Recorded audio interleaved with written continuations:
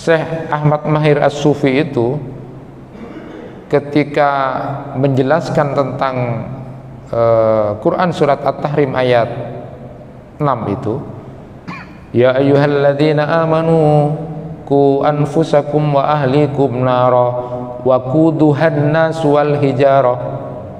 Wahai orang-orang yang beriman, jaga dirimu dan keluargamu dari api neraka yang bahan bakarnya itu dari batu-batu yang panas dan dari manusia. Nah, siapa manusia yang dimaksud itu? Kata Syekh Ahmad Mahir As-Sufi itu, ia tadi itu 3 kelompok manusia yang tadi jihad ternyata hanya untuk dipuji pemberani. Dia cari ilmu hanya untuk disebut dia punya banyak gelar, disebut orang alim. Dia ngaji supaya dia disebut sebagai orang qari, dan orang yang kemudian memberikan hartanya itu supaya disebut orang dermawan. Nah, 3 kelompok manusia inilah yang menjadi pertama bahan bakar api neraka itu.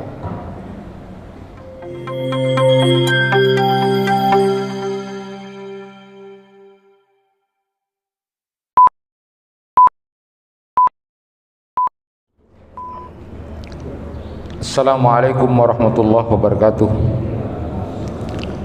Alhamdulillahi rabbil alamin, wa bihi nasta'inu ala umuri dunya waddin. Asyhadu an la ilaha illallah wahdahu la syarika lah, wa asyhadu anna Muhammadan abduhu wa rasuluh. Allahumma salli wa sallim ala nabiyyina Muhammadin wa ala alihi wa ashabihi ajma'in. Amma ba'du. Bapak-bapak, ibu-ibu, jemaah kuliah subuh yang dirahmati Allah, sebagai pengantar untuk kajian-kajian berikutnya, saya ingin sampaikan beberapa hadis Nabi yang dalam kitab Jami'ul Ulum wal Hikamnya Ibnu Rajab itu, beliau mengutip pendapat dari Imam Ahmad bahwa pokok-pokok Islam itu mengacu pada 3 hadis Nabi ya. Jadi kalau mau bicara tentang pokok-pokok Islam itu,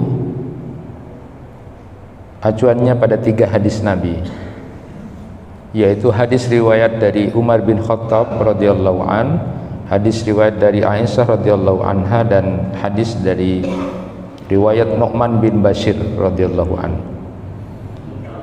3 hadis ini, yaitu pertama hadis riwayat Umar bin Khattab radhiyallahu an, ini sudah masyhur. Jadi kalau mau bicara tentang pokok-pokok Islam itu mengacu pada 3 hadis. Hadis yang pertama itu riwayatnya Umar bin Khattab radhiyallahu an. Ini hadisnya sudah masyhur dan sudah sering kita dengar. Innamal a'malu binniyat wa innamal likulli imri'in ma nawa wa man kanat hijratuhu ila dunya yusibuha aw ila imra'atin yankihuha wa hijratuhu ila ma hajara ilaihi. Wa man kanat hijratuhu ila Allah wa rasulih wa hijratuhu ila Allah wa rasulih. Ini hadis sudah masyhur tentang niat. Jadi urgensi niat ini luar biasa, sampai kalau mau bicara tentang Islam itu niat.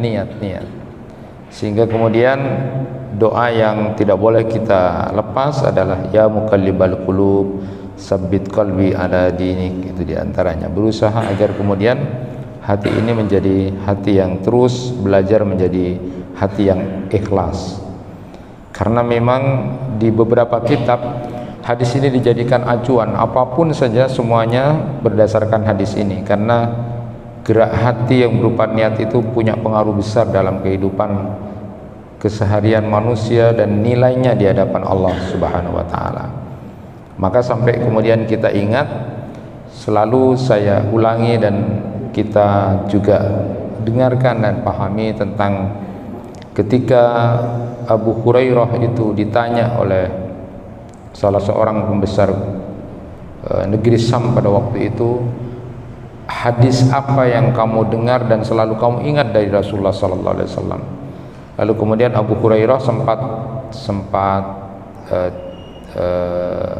tak sadarkan diri mengingat hadis itu, dan ketika siuman dari kesadaran dirinya mengingat hadis Nabi itu, Abu Hurairah bercerita tentang hadis Nabi yang menyebutkan bahwa nanti di akhirat ada 3 kelompok manusia yang di hadapan Allah Subhanahu wa taala Dia ketika ditanya Allah, apa yang kamu sudah kerjakan di dunia? Lalu dijawab, saya di dunia ya Rasulullah berjihad. Jadi jihad. Tapi lalu kemudian Allah Subhanahu wa taala menyebut, kamu bohong. Kamu berjihad itu hanya biar disebut sebagai seorang pemberani. Maka lalu masukkan dia ke neraka, kata Allah. Lalu diseret oleh malaikat ke neraka. Ketika Allah bertanya pada seorang juga, apa yang sudah kamu lakukan selama di dunia? Aku sudah cari ilmu, aku sudah ngaji. Lalu kemudian Allah mengatakan, kamu bohong. Kamu itu lo ngaji supaya disebut sebagai qori, kamu belajar ilmu supaya disebut sebagai orang alim. Seret dia ke neraka, diseretlah ke neraka oleh para malaikat. Dan yang ketiga, ketika Allah bertanya, apa yang sudah kamu lakukan waktu di dunia? Dengan hartaku aku berderma, dengan hartaku aku sedekah, ya Allah. Lalu Allah kemudian mengatakan, kamu bohong. Kamu melakukan itu supaya kamu disebut sebagai dermawan, biar dipuji orang kamu itu orang dermawan. Seret dia ke neraka. Nah, hadis inilah yang kemudian membuat Abu Hurairah sempat tak sadarkan diri. Nah, ketika itu juga ditanyakan kepada Muawiyah ketika mendengar hadis ini pun, Muawiyah ketika ditanya juga sama. Betapa dahsyatnya satu amalan yang kelihatan luar biasa itu. Mana amalan yang tidak luar biasa? Orang jihad, orang ngaji, orang mencari ilmu, yang semuanya itu adalah jalan-jalan ke surga. Lalu kemudian menjadi orang ahli sedekah, tampakannya itu adalah amal-amal yang luar biasa. Tapi karena ternyata di hatinya ada keinginan sebenarnya bahwa dia ingin dipuji orang, keinginan hatinya bukan karena Allah, lalu kemudian semuanya bukan hanya tertolak amalnya, bukan hanya tertolak, tapi justru disiksa oleh Allah Subhanahu wa taala. Nah, ketika ini ditanyakan, kenapa orang yang berbuat baik itu sudah tampakannya baik, tapi kok bukan hanya sekedar ditolak tapi disiksa? Lalu kemudian Syekh Yusuf Al-Qaradawi itu dalam kitab At-Tariq Ilallahnya itu menyebutkan, karena begitu sangat pentingnya Islam melihat urgensi tentang niat itu, tentang hati itu, sehingga lalu kemudian Imam Ahmad menyebutkan bahwa kalau mau bicara tentang pokok-pokok ajaran Islam itu yang pertama hadis yang dipakai ini hadis riwayat Umar bin Khattab ini, supaya meluruskan niat. Maka kitab-kitab pun yang ditulis itu semuanya awal hadis yang ditulis tentang niat. Innamal a'malu bin niat. Ya, bukan hanya sekedar bagian dari fikih ya. Nanti kalau bahasan secara fikih tentu ini ajarannya lebih luas lagi. Tapi hadis ini yang dijadikan rujukan pertama. Jadi untuk membedakan orang sholat 2 rakaat itu sholat apa, ya niat.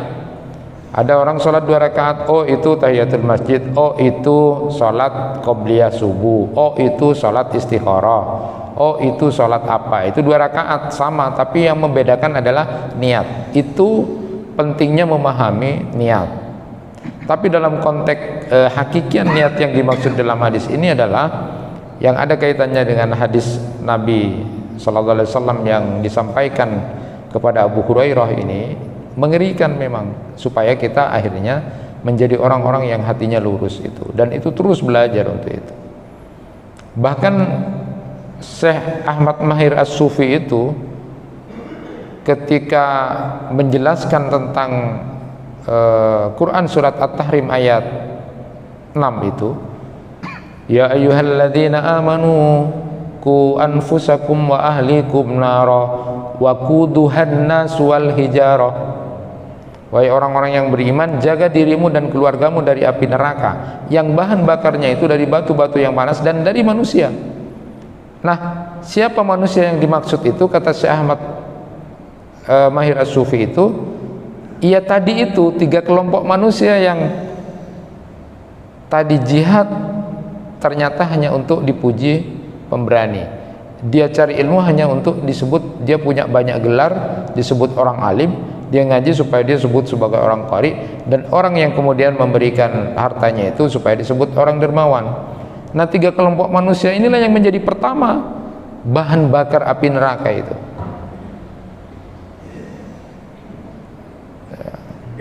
Jadi urgensi niat itu luar biasa. Nanti dibahas secara fikih, iya tadi seperti tadi, secara hakiki juga. Jadi kalau mau bicara pokok-pokok Islam, pahami itu, teruslah belajar untuk menjadi orang yang ikhlas itu. Nah, perdebatan tentang ikhlas ini memang sering terjadi. Pokoknya Allah saja, ridha Allah. Tetapi memang kalau di Syajaratul Ma'arifnya Syekh Is Abdus Salam itu memang penjelasannya tentang bab tentang ikhlas itu pokoknya mencakup 5 itu, masih ikhlas. Jadi orang yang melakukan ikhlas itu orang yang melakukan ketaatan kepada Allah karena takut kepada Allah, takut siksa Allah, takut azab Allah, takut neraka Allah. Orang yang taat kepada Allah karena berharap pahala, karena ingin surga. Lalu orang yang melakukan ketaatan kepada Allah karena cinta kepada Allah. Lalu yang keempat, orang yang melakukan ketaatan kepada Allah karena dia malu kepada Allah.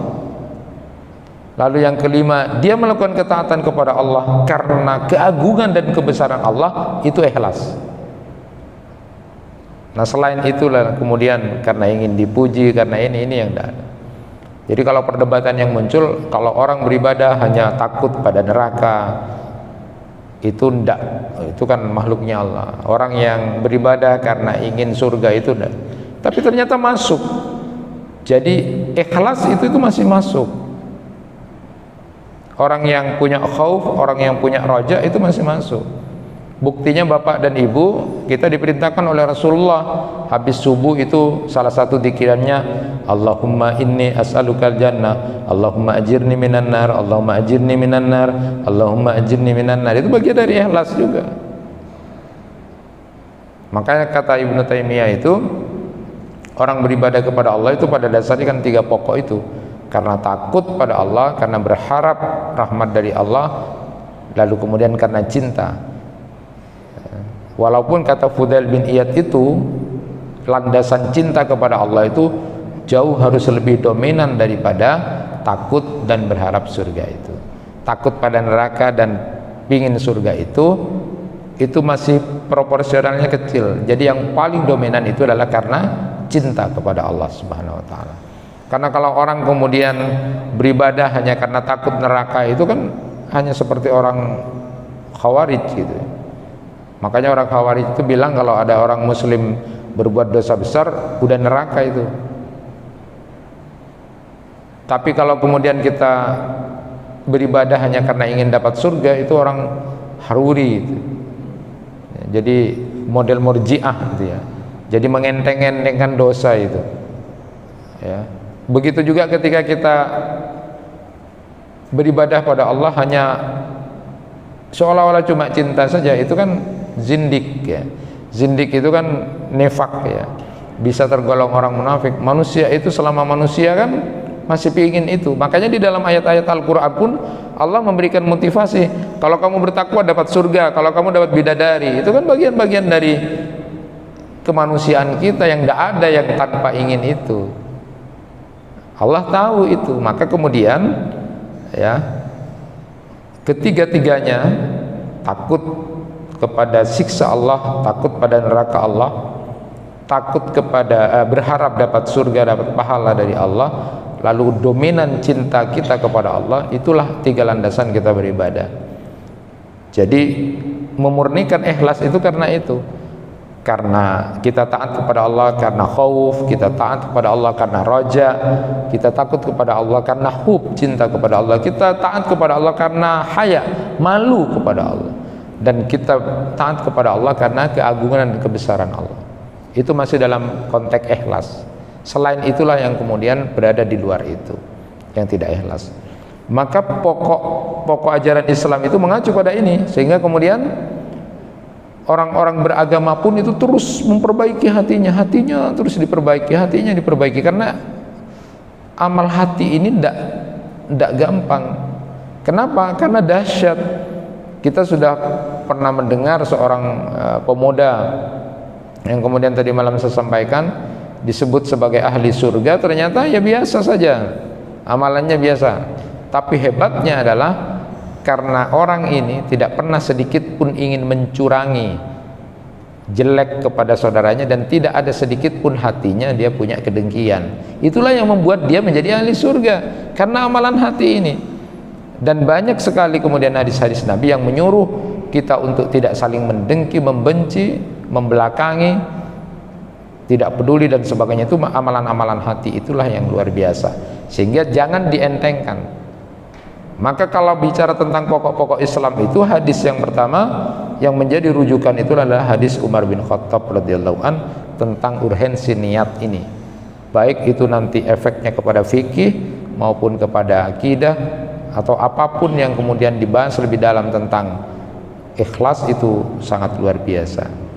Kemudian yang kedua adalah kata Imam Ahmad itu mengacu kepada hadis yang kedua itu, kalau mau bicara pokok-pokok Islam itu adalah hadis riwayat dari Aisyah radhiyallahu anha, man ahdasa fi amrina hadza ma laysa minhu fa huwa raddun, rawahul Bukhari wa Muslim. Jadi ini perkara sesuatu yang enggak ada dalam agama itu tertolak. Ini nanti bahasanya lebih dalam lagi tentang bid'ah.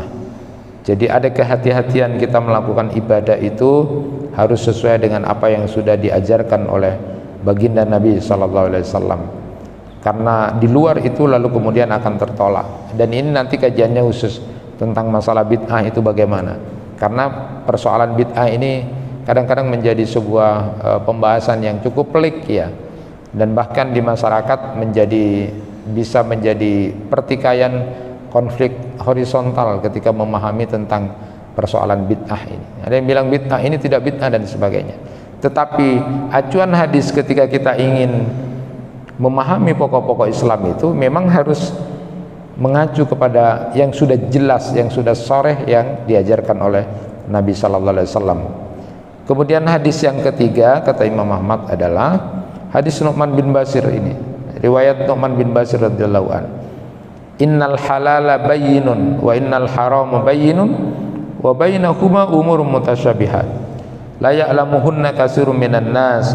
Faman ittaqa syubhat faqad istabra ala dinihi wa irdihi. Wa man waqa'a fi syubhat waqa'a fil haram. Jadi hadis yang ketiga ini yang merupakan pokok-pokok Islam kata Imam Ahmad ini cuma 3 hadis ini. Nu'man bin Bashir riwayatnya yang menyebutkan bahwa halal itu udah jelas, haram itu udah jelas, dan di antara keduanya memang ada persoalan-persoalan, perkara-perkara yang subhat. Banyak manusia yang tidak paham tentang ini. Nah, bagi orang yang sudah bertakwa, ketika dia dihadapkan pada perkara-perkara subhat, maka dia lalu membebaskan dirinya dari itu, menjauhi. Tapi siapa yang kemudian jatuh kepada perkara-perkara subhat itu terus saja di situ, maka dia bisa jatuh ke dalam keharaman. Ini masalah pilihan. Jadi nanti dalam kehidupan interaksi sosial dan kehidupan muamalah apapun, halal itu udah jelas, haram udah jelas. Nah, ketika kita dihadapkan kepada persoalan ini halal apa haram ini masih perkara yang subhat, maka orang yang sudah bertakwa, orang yang bertakwa ini lalu kemudian menghindari dari itu, membebaskan diri dari perkara-perkara subhat. Engkau tak mun saya ragu-ragu rian janja engkau. Itu orang bertakwa. Tapi orang yang kemudian justru terlibat dalam perkara-perkara yang masih dipertanyakan tadi itu, subhat itu, maka dia berada pada posisi bisa jatuh dalam keharaman.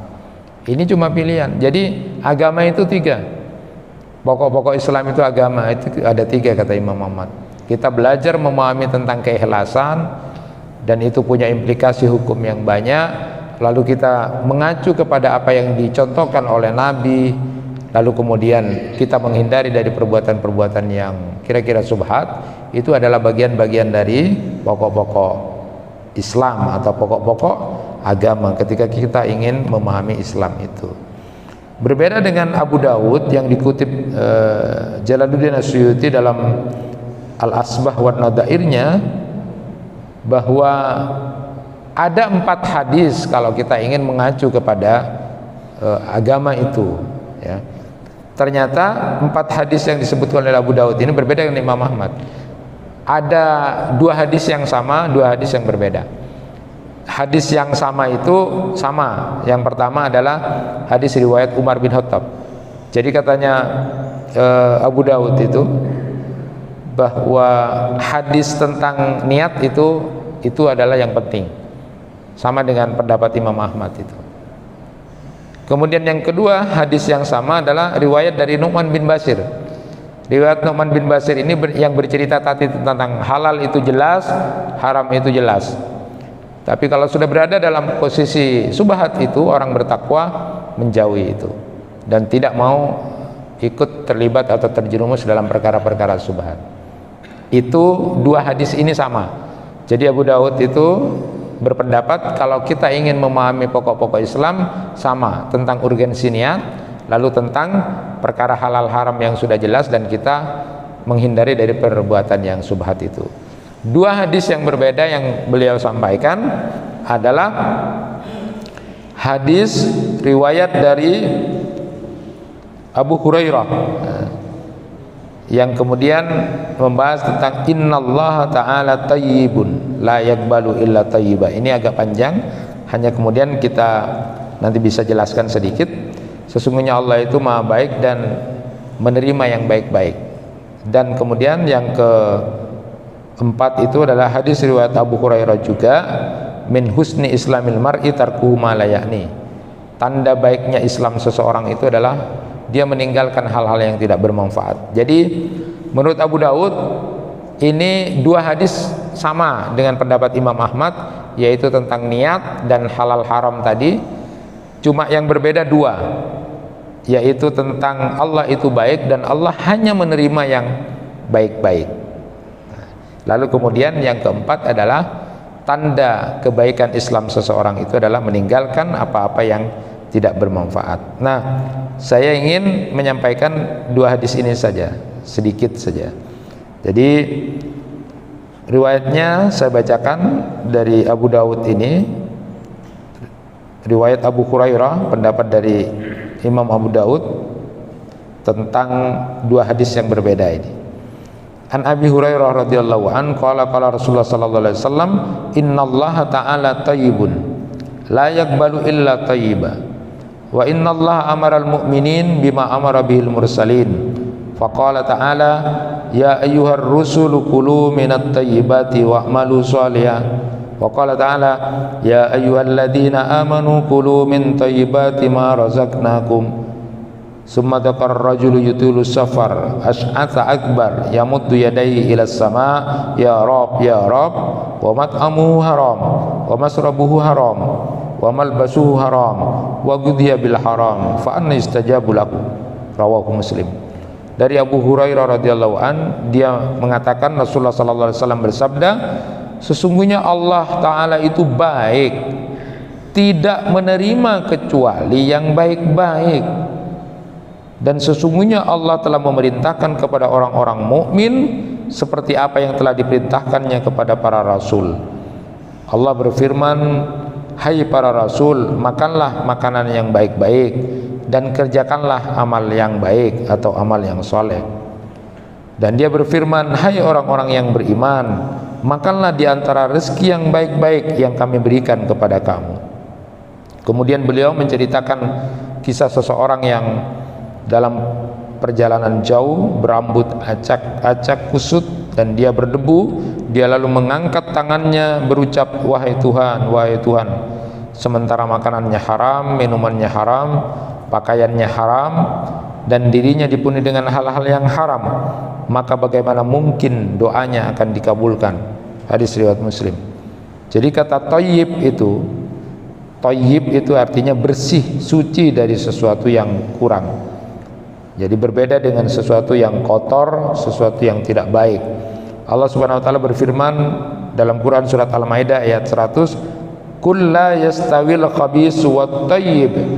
Katakanlah tidak akan sama yang buruk dengan yang baik, tidak akan sama yang buruk dengan yang baik. Maka juga ditegaskan di dalam Quran surat An-Nur ayat 26, Allah Subhanahu wa taala lebih tegas membedakan antara thayyib dengan khabisat.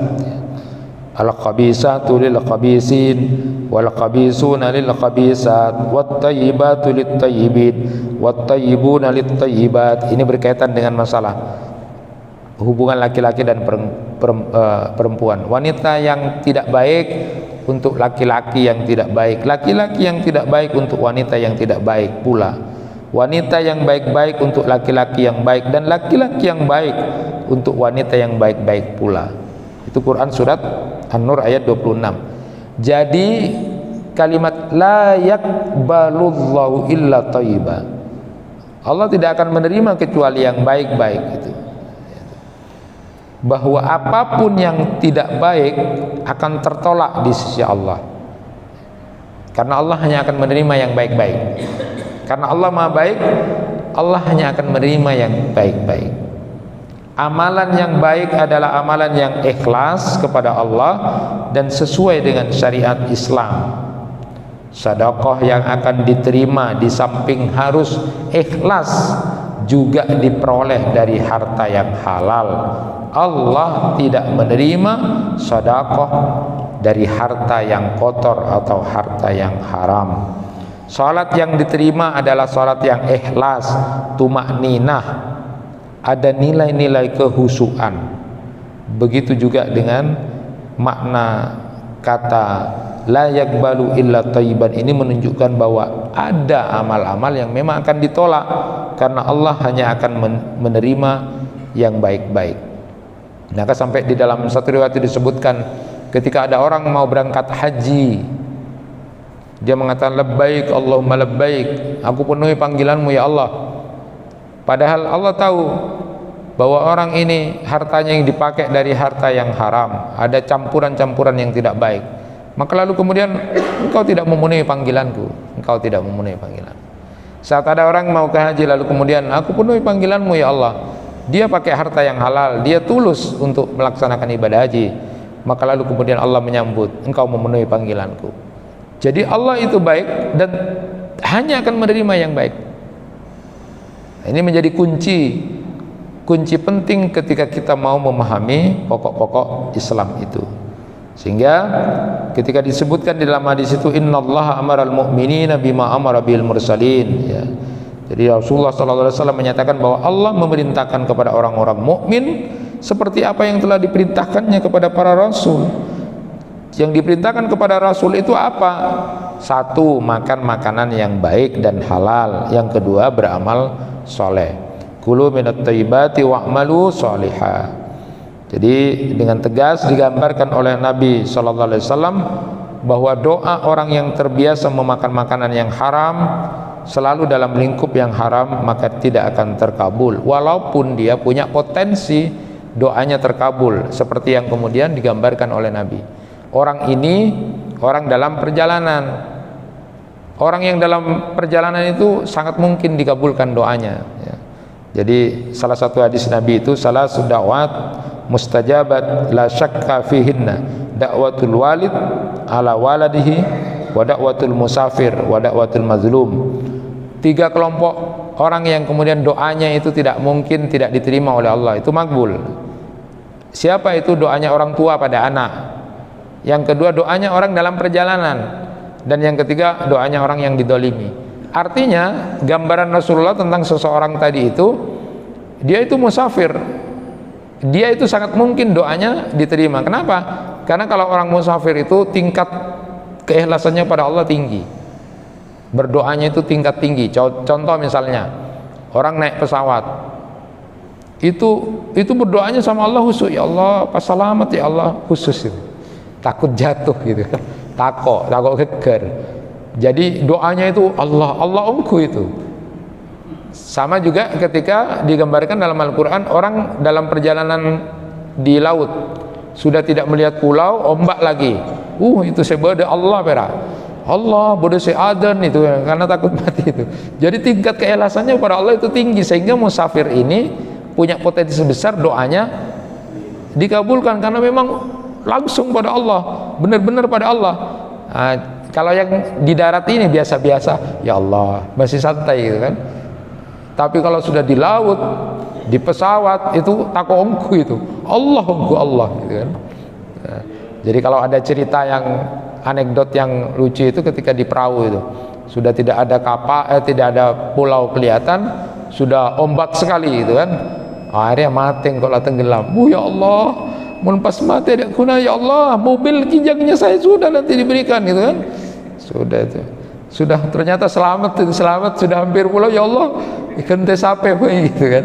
Sampai terakhirnya itu sudah mau selamat, ya Allah, para doa Allah tina selamat tak mbi bayi cokop gitu kan. Ya Allah sudah kan. Sampai kemudian sampai ke darat, nyempeli ajam berak.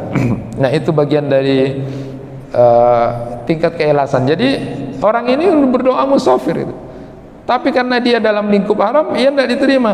Bahkan lalu kemudian ciri yang kedua disebutkan di sini kan mengangkat tangan itu.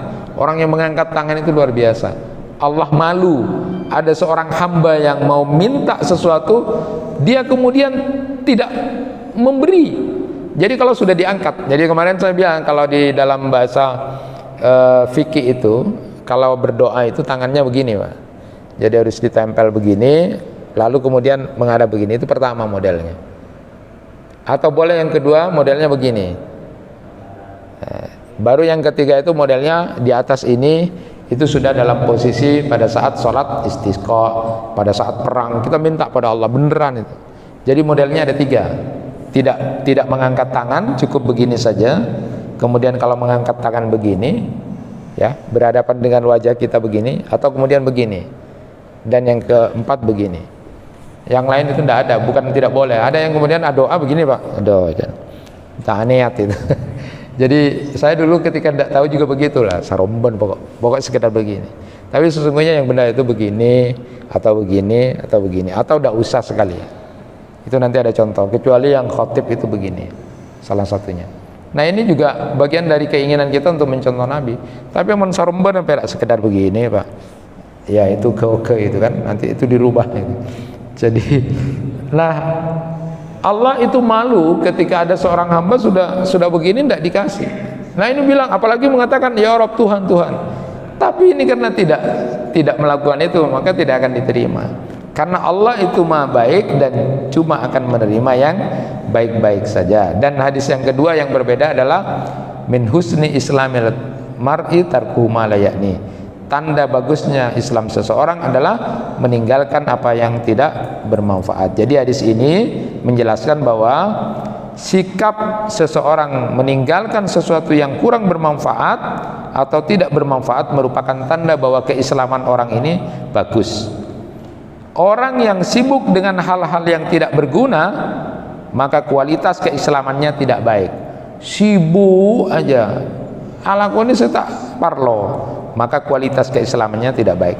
Islam adalah agama yang di dalamnya menghimpun banyak sekali kebaikan. Kita waktunya sangat sedikit, maka jangan digunakan untuk hal yang tidak bermanfaat. Waktu kita ini sedikit. Kan kita tahu bahwa nanti di akhirat pertanyaannya la tazulu qadama 'abdin hatta yus'al an arba. Tidak akan bergeser kaki seorang hamba kecuali ditanya 4 hal. Satu diantaranya an umrihi fima afna. Tentang umurnya, kamu habiskan untuk apa? Padahal umur kita kan antara sekitar 60 sampai 70 tahun. Jadi kalau WHO itu memberikan gambaran orang modern sekarang ini, ya, kemampuan hidupnya rata-rata laki-laki 69 tahun, perempuan 74 tahun. Nah di Indonesia sekarang naik, angka harapan hidupnya katanya naik. Angka harapan hidupnya naik. Buat yang laki-laki kalau bisa sehat, dia hidupnya sampai 72 tahun, sedangkan yang perempuan 76 tahun. Tapi tidak usah ngereken-ngereken itu Pak, sudah ya. Pokoknya siap-siap an umrihi fima afna. Umurmu dia pas erekan, kok korang hidup polo korang tidak usah. Saya kalau bahas itu ingat imam-imam besar yang jadi rujukan kita, Imam Syafi'i.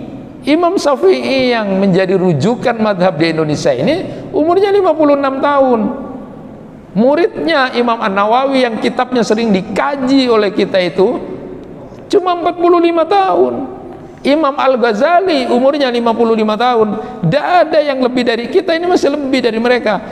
Tapi nggak ada apa-apa nih.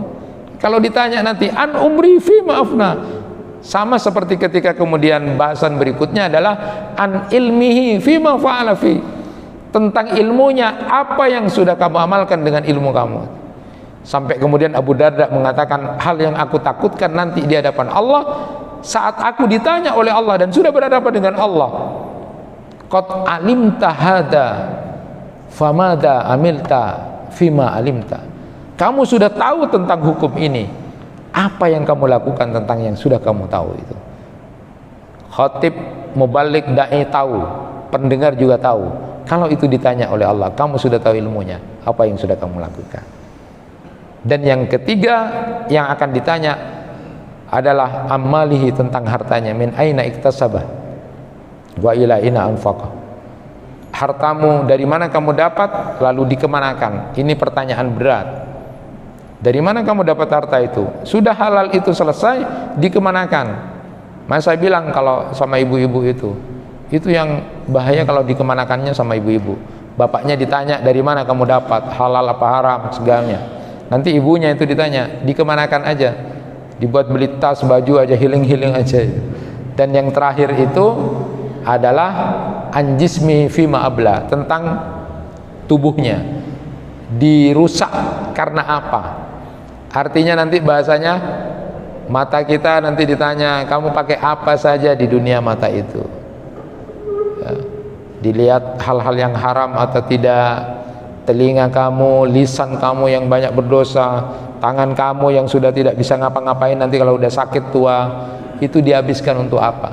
Makanya kata para ulama, hadis ini mencakup semua pertanyaan yang nanti akan ditanya di akhirat oleh Allah. Hadis inilah yang berbicara tentang umur dihabiskan untuk apa, lalu kemudian tentang harta dari mana dan dikemanakan, tentang ilmu yang sudah kita pahami dan kita tahu sudah mengamalkan atau tidak. Lalu kemudian yang keempat itu adalah tentang tubuh kamu habiskan untuk apa. Itu yang bisa disampaikan, mudah-mudahan bermanfaat. Jadi memahami pokok-pokok Islam itu ada seperti tadi. Jadi hadis tentang niat, lalu hadis tentang halal haram dan kita hindari yang syubhat, lalu kemudian kita lakukan agama sesuai dengan yang diajarkan oleh Nabi Sallallahu Alaihi Wasallam. Ditambah lagi menurut pendapat dari Abu Daud hadis tentang Allah itu baik dan hanya menerima yang baik-baik. Maka lakukan yang baik-baik, Allah hanya akan menerima yang baik-baik. Lalu yang terakhir adalah jauhkan diri kita dari perilaku perbuatan yang sia-sia atau tidak bermanfaat, karena waktu yang diberikan Allah kepada kita sangat sedikit dan sebentar. Itu yang bisa disampaikan. Assalamualaikum warahmatullahi wabarakatuh.